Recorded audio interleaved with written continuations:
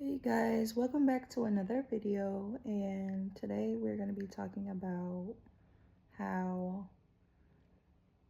your life doesn't have to be perfect for you to feel good now. Hi, my name is Demi. I eat, sleep, and breathe all things personal development. It is something that I love, and so yeah, let's get into it. So when it comes to different situations in your life,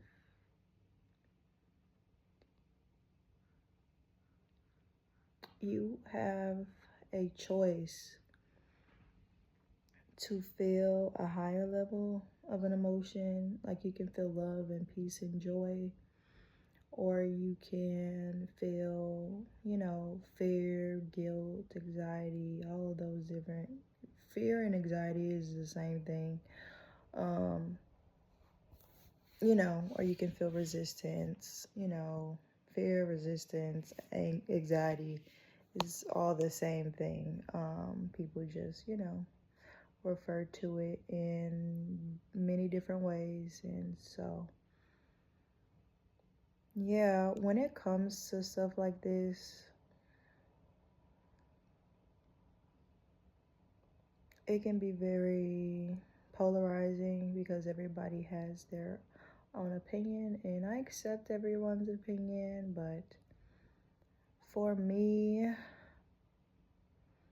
I've realized that you get to make a choice, essentially, and that choice affects no one else but me. And so the choices that I make in life, I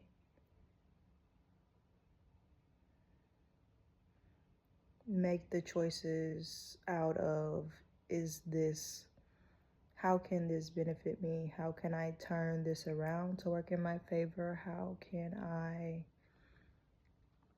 And I realize it takes you to be aware in the moment when the thing is happening to you for you to be able to make a different decision. And then there's this other thing. You have to practice making new decisions for yourself. So when people talk about, creating your own reality and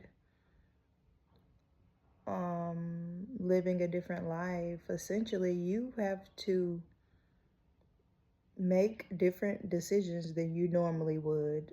For example, some days I do wake up and I scroll on my phone. Some days I don't. And so I notice on the days that I do, my brain is less foggy. I'm more connected to my body. My day is a lot more peaceful throughout the day. And realizing that even though some days I may wake up and scroll on my phone on accident, me noticing that and me realizing, okay, well, since I did that, how can I recenter myself? And so something that I would do is I would turn on my go-to playlist, a playlist that is not full of sad music with like cursing and all these crazy different things. I put on music that I know that is proven to make me feel good. And also, when you practice making different decisions, like for instance, I didn't want to operate out of fear anymore, and I realized that I used to be like addicted, and I love like chaotic movies and movies with chaos in it. And I'm not demonizing them or saying that they are bad, but I am saying like over time it does have an effect on you. And so I changed my entire preferences completely on movies. So, if a friend or a family or someone I'm dating really wants to go and see this movie, or, my husband or something like that wants to, watch a scary movie one time, yeah, that's not going to kill my day, because the thing is, I can watch a comedy movie after that to balance it out, or I can also stack it on top of, you know, when I'm taking my shower, I can play some relaxing music to help reverse whatever I was just watching. So not operating out of complete fear, but also recognizing the long term effects that those things do have on me as well. So that's one thing about me. I am learning how to master like both sides of the coin. Like I can watch a scary movie with my family because that's something that they really wanted to do. And if I was that person who was rigid, like I used to be rigid like this. Like I would be like, no, scary movies are evil and I'm not watching that. And you would just kind of ruin the moment that your family was just trying to have with you for what, an hour and a half. And when you have a level of awareness, for me, I had the level of awareness that, okay, I can watch this movie with them, and that'll be a core memory for us.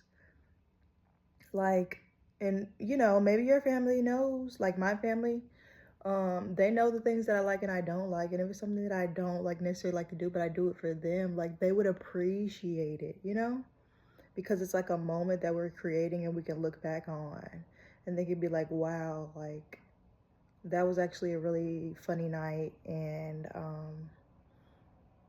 yeah, and then like you can go on about your business and listen to the music that you want to do after that, and I feel like that's part of like relationship skills that people don't talk about, like ruining the moment by just being negative.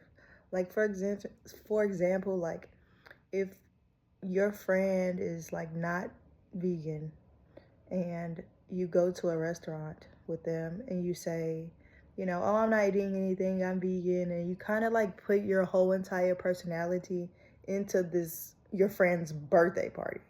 That is not the time to be prioritizing yourself. Like, if you're vegan, there's vegetables at the restaurant. You know that you can eat before you go to the restaurant. Or, you can just like drink some sparkling water and you can eat before. Like, there's so many other options out there to not make that specific thing about you, because that's something important that that's something that's important to your friend. And if you value the relationship, you're able to see things like this. And everybody doesn't have to see it that way. I am just telling you the way that I see it and how my relationship skills have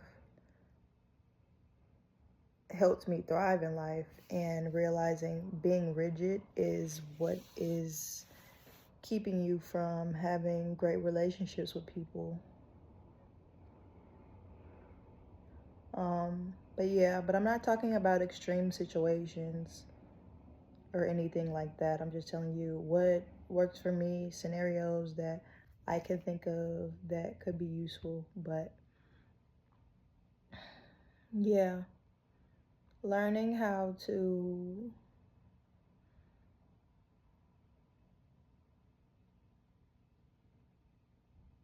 expand your container or become more elastic and not so rigid.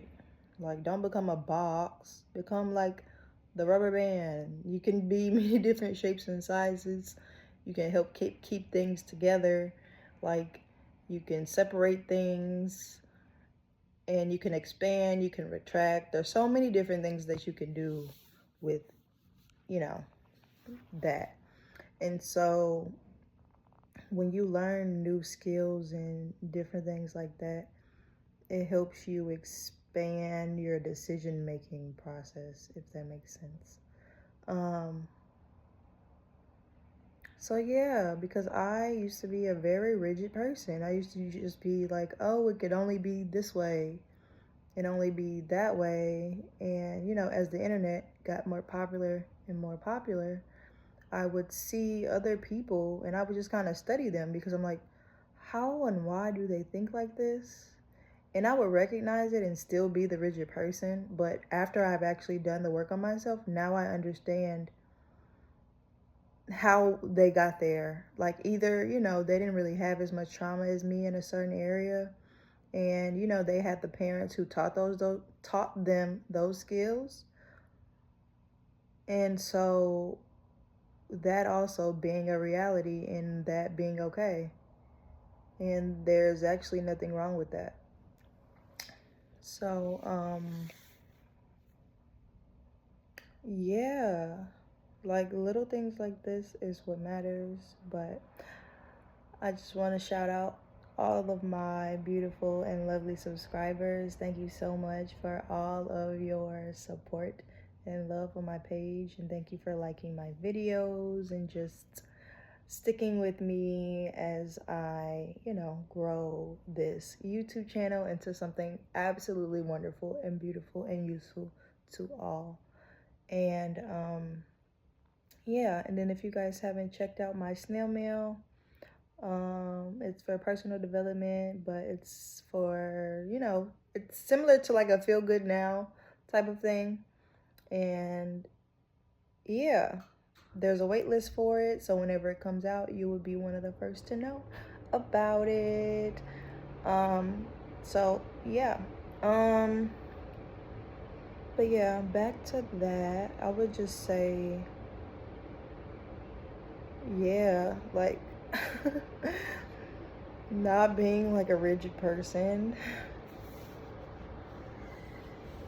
For me, it was the relationship skills. And yeah, because it expands me, like it makes me become a more active listener and being more present, meaning not having to speak all the time. And when I realized that I didn't have to speak as much, and it helped me realize how much I did speak, how much I cut people off. And when someone does that to you,